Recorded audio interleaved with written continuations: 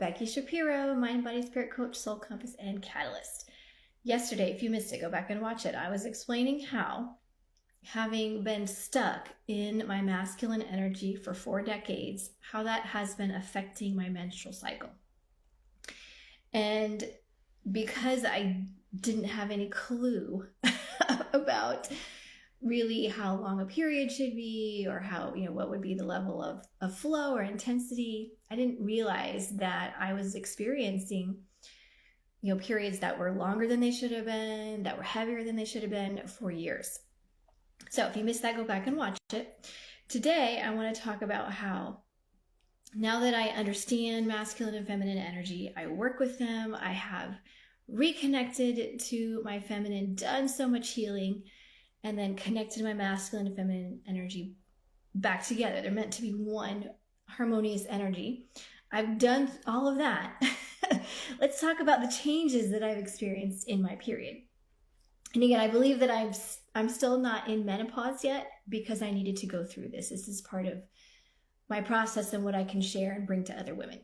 So now that I work with my feminine energy, my period length, it used to be 9 days, and now it is typically 7 days. Okay, so I've lost 2 days. That's amazing.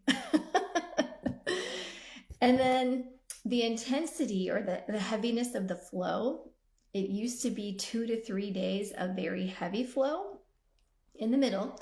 And now it's usually only 1 day of heavy flow, and that's it. So that's just way better. Saving on tampons here. All right. And then my medium flow days, there are less of them. So out of the 7 days, usually about 3 to 4 are just very light days, which is not what I'm used to. I'm used to much heavier flows. All right. And then cramps. Now I've been working with my feminine side and my menstrual cycle in a specific way. I'll go into that in just a minute. Probably for about the last 6 to 7 menstrual cycles, okay? And during that time, I've only had cramps once, whereas in the past, it would be every 1 to 2 months, I would have cramps once during the night, that would affect my sleep. So it's only happened one time. It was not as bad as it normally is, but it did, I'll be honest, it did happen once, and it did affect my sleep a little bit. All right. Now, I want to point out that 2 different specific times during these 6 to 8 cycles that I've had recently, I experienced slightly heavier flow. And I can't remember one of them, but the other one I very specifically remember. We had attended a counseling meeting, like the counselors at my son's middle school. They had a meeting for parents, and we went and we listened to some really awful information. Not that the information was awful, but the purpose of the meeting was to share things that, like drugs and, cyberbullying. I mean, there's all this awful information that was thrown at us. And it was very traumatic at the time for me. And we left that hour-long meeting, and my period flow during that hour, like, completely intensified, like awful. It was awful. And so, like, I completely went through a tampon. My pad was completely full. And it was because of the way that I was, well, first of all, I was receiving difficult information. But second, I wasn't in a safe space where I could process the feelings and release them. I was having to just like shove them down because I was in a room full of people. And so because I was resisting the flow of allowing myself to feel and to move through things, it was affecting my period. So it completely proved to me that what I'm doing now works, that it's just allowing me to have an easier period and easier flow. All right, so what am I doing now differently that is allowing this to happen? Like I said earlier, I've done a lot of inner healing around, first of all, reconnecting to my feminine side, doing healing work with her, and then just, creating that connection with her, okay? And then eventually, like I said, I was able to kind of marry my feminine side and my masculine side back together so that they could work together in harmony, because that's the way it's meant to be. Another thing that I did was I have stopped calling it my period. Now, for the purposes of these lessons, I've been calling it my period. But for me personally now, I don't say the word period anymore.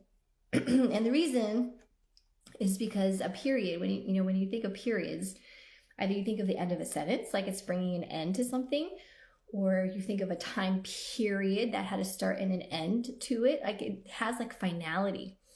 And when you think about your menstrual cycle, it is a cycle. It is never ending.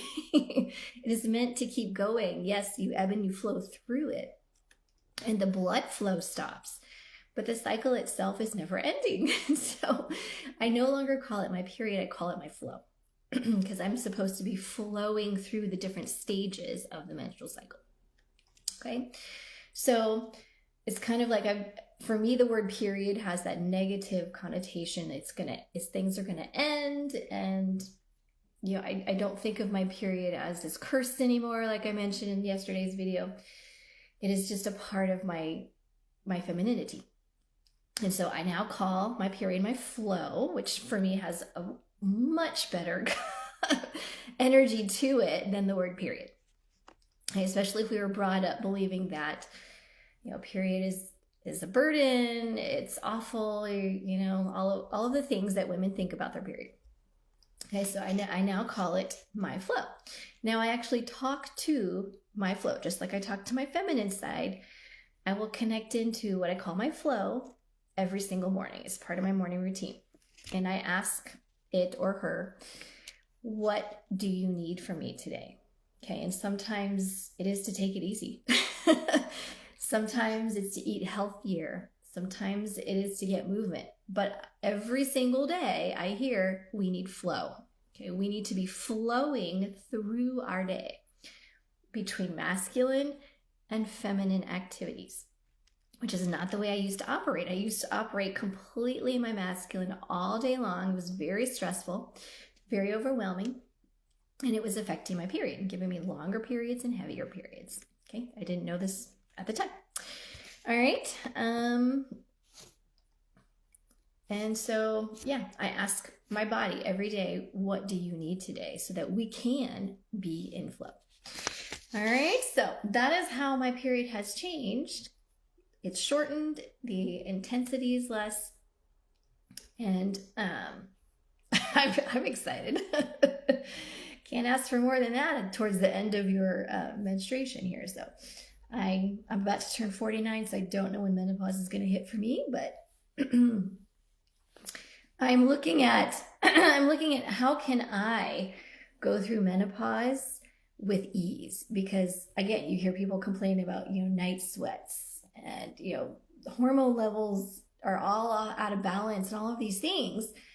So I'm going to be checking in daily with my body. What do you need from me today, so that I can avoid all of that? Because again, all of it goes back to, if you're too in your masculine, you're not flowing, and that affects all flows within the body, not just the menstrual cycle.